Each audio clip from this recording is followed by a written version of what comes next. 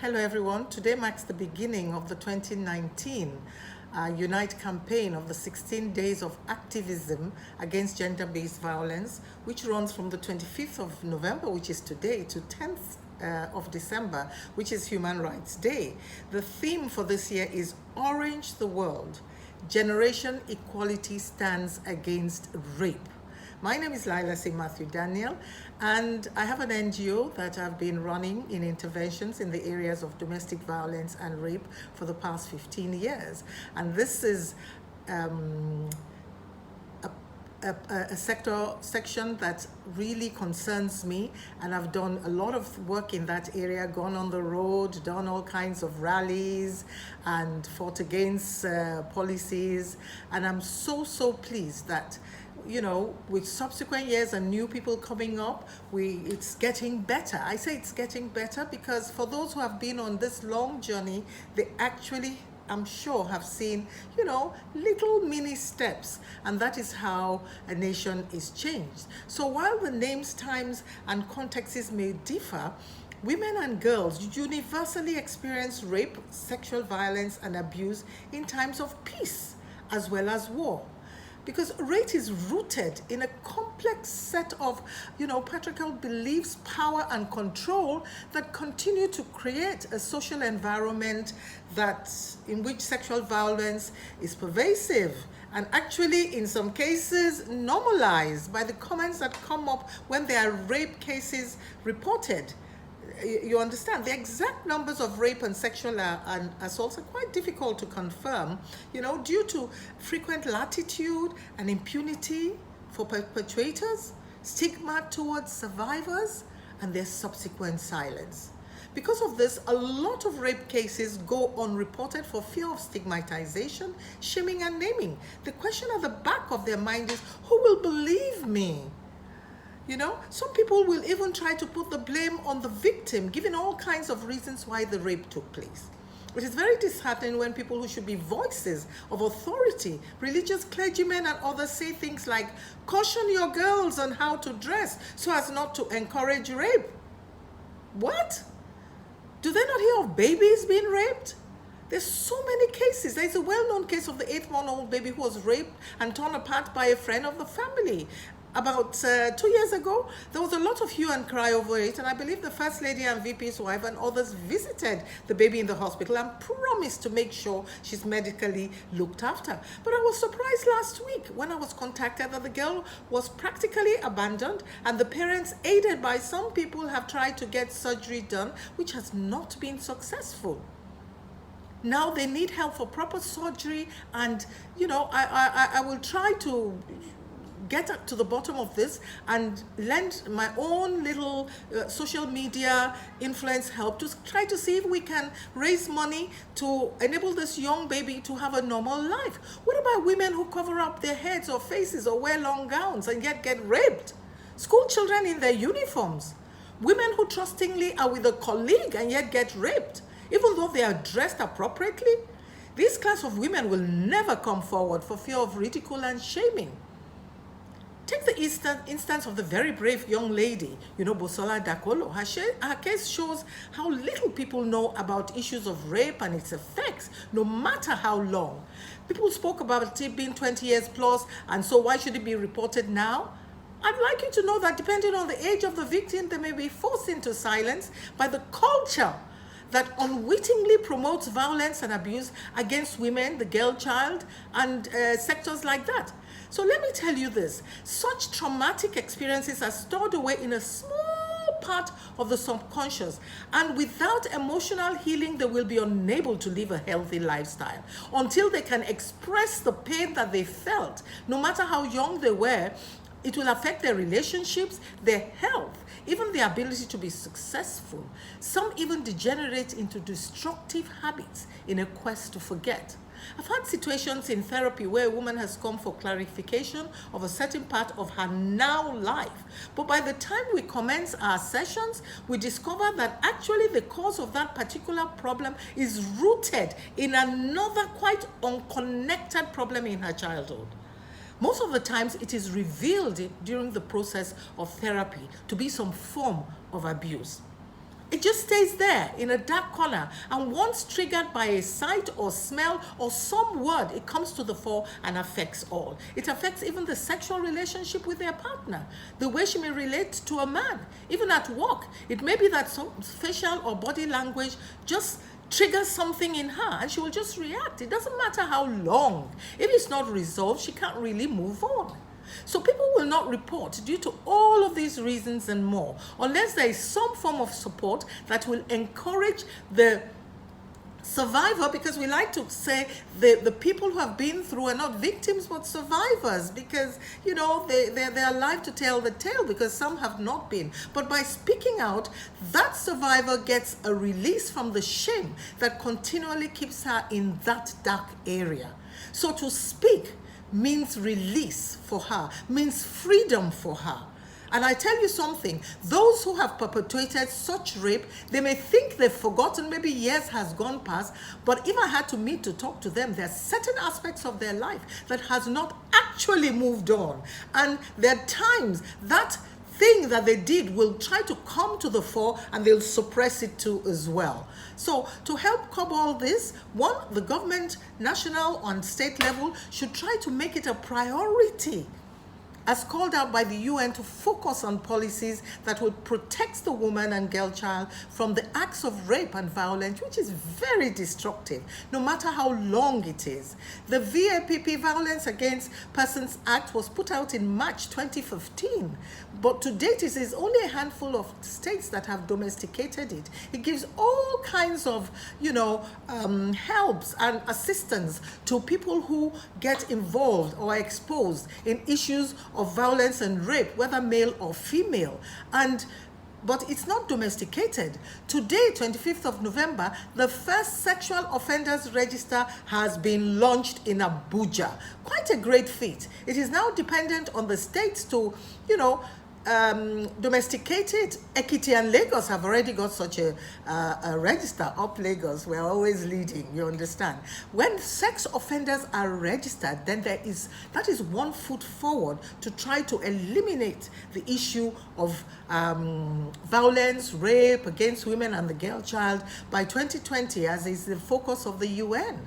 Number two, all the institutions that are given the authority to protect the citizens must do their jobs and not bring in cultural norms and their own warped personalities, because some of them too have been through all kinds of things, and though they are donning the law enforcement uniform, donning all kinds of security uniforms and judicially, attires, they still operate sometimes from the lens of their own experiences.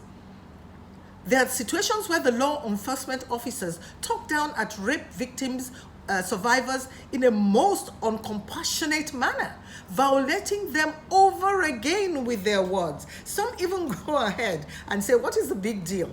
Shebi, sex is normal. Sex is normal, yes, but only when it is consensual, absolutely and totally, and not when it is even a child that cannot differentiate between what is right and wrong, especially when it comes to the father figure, brother figure, cousin, and all those kind of things in the home where they are supposed to be protected. And I tell you something, those predators, those pedophiles know how to gradually get into the head of children. They're skilled at it. That person next to you, I'm not saying you should continuously be on edge, but watch it. Do you understand? So what does that convey to the people that are supposed to protect one from criminal activities? People are also reluctant to report because of all this, because of the bureaucracy put in place by those at the desk, and the compromise that happens depending on who the rapist is. Number three, the judiciary should have a way of activating quick judgment for rape cases, also domestic violence cases. Number four, those who cover up rape cases should be penalized. There is a section in the Violence Against Persons Act that states that some act that states that those who cover up must be, taken in as well. But are these policies implemented? I don't think so. Zilch, whilst the government has a role to play, what can you and I do about it? Number one, everything that happens begins from the home. Parents should make sure they educate their children on the ills of domestic violence, sexual abuse, and conflict resolution. There is no point chasing after financial gains, and the nurturing of your children is left to the social media and illiterate domestic health, who themselves may be cracked, who themselves may have been exposed to abuse, and in turn expose your children to. A lot of sex experiences comes from that. I have found that serial addicts, sexual addicts, had their first encounter in the home, whereby they got used to, enjoying the release of sexual pleasure without emotions. And this plays out later, where they go about being serial addicts, rapists. They just want to have the pleasure. They don't feel. Do you understand? So it's very important that you educate your children from the early age on about the ills of domestic violence and rape. There are various ways that you can do this. Also, parents cover up for their sons. It still starts from the home. They cover up. Take, for instance, the Ikoyi saga about 2 years ago, where I think after school, they had gone on holiday and the boys went wild. They were attacking the girls. Some had razors in their bag. They wanted to tear off, and they would form a circle around the girls, and anything could happen. A good citizen called out attention. It was taken to court, and believe you me, the parents, the mothers, were openly hostile to the parents of the girls. Openly hostile. If you do the crime, you pay for it, no matter how old you are, no matter how young you are too. You understand? If you do not tell them that for every act that they get involved in, there is accountability and responsibility to take whatever comes to it, they go around thinking they can do anything and they'll get away with it. Another parent of a little baby that was raped by a neighbor, I think early this year or something, was beaten black and blue by the father, because the mother reported it, and he was more concerned about the bride price of this child. This child was 3 years old, about the slaw, in quotes, on the bride price of this child. You see, they are ignorant about the emotional issues that could come out of it. There are NGOs that are doing a lot of stuff. I'm doing a lot of stuff. A lot of people are doing a lot of stuff. I'm offering my help. In a week, I get so much, although I'm a growth and development consultant in attitude and behavioral, strategies. The other part of me, it's part of it all. Emotions are behind a lot of negativity and behavioral patterns of workers. You don't know what they're carrying, whether leaders, whether mid-level management, or down the drivers that are down there. So number two, organizations should also help. That's what I'm talking about, by putting out knowledgeable pamphlets on the issue of sexual harassment and the ills of rape and domestic abuse. Because no matter what they think, the home and the workplace, they're integrated.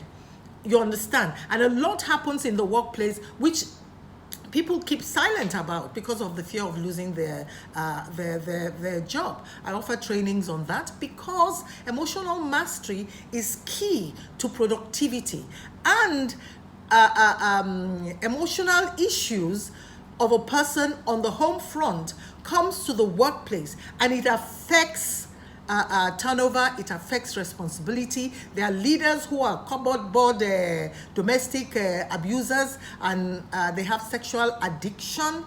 And if this is not handled, it will affect your return on investment. It will affect employee turnover, employee turnover. So schools, number three, should make sex education under life skills development a primary focus. There's a lot happening, as I said, in schools also. And even though they are extremely matured, a lot of them outwardly, internally, they are immature.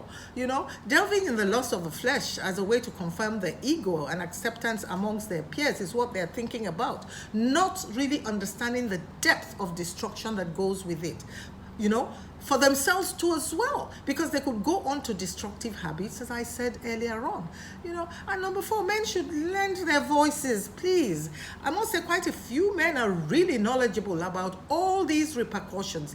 I've written about it, and a good percentage of men don't understand it at all. So since the perpetrators are men, the voices of men will help to do a lot, because those who engage in such activities will know that they will not be acclaimed by fellow men. Then above all, for victims and survivors, speak out. Rape is a huge crime against you or your children. A negative culture of years can only be brought down by such actions of boldness, and it takes time as well. Your acts will help another woman or child in the future. There are places you can report, even anonymously. Get in touch with us. Get in touch with your states. There's look it up on Google. Google is your friend.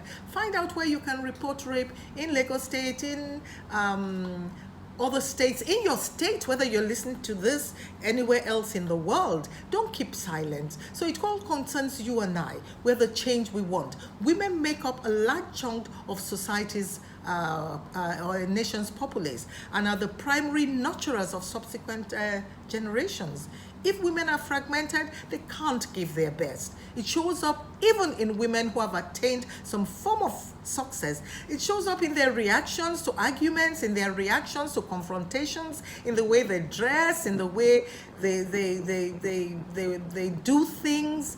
No matter how successful, if you don't take care of that emotional imbalance in you, it will keep coming up and you'll keep wanting to cover it up. I do a lot of trainings on this issue, how to be authentic, how to master your emotions. So we all need to be emotionally aware of the repercussions of rape and abuse and be determined to do our bit. So during the 16 days of activism, let me ask you a question. What will you do in lending your voice? Will you write about it? Will you, give some talks? Will you make sure that you revisit how you train your children at the Hope? Will you revisit your organization's policies on sexual harassment? Will you revisit your organization's policies on, offering counseling in the workplace for those who won't be able to open up to the human resource because for fear of it tarnishing their appraisals? What are you in leadership positions in the country going to do about it? It all concerns you and I. Let's take action for our next generation and for the growth and development of our nation. Say no to rape. Say no to domestic violence. Say no to every form of violence in your society.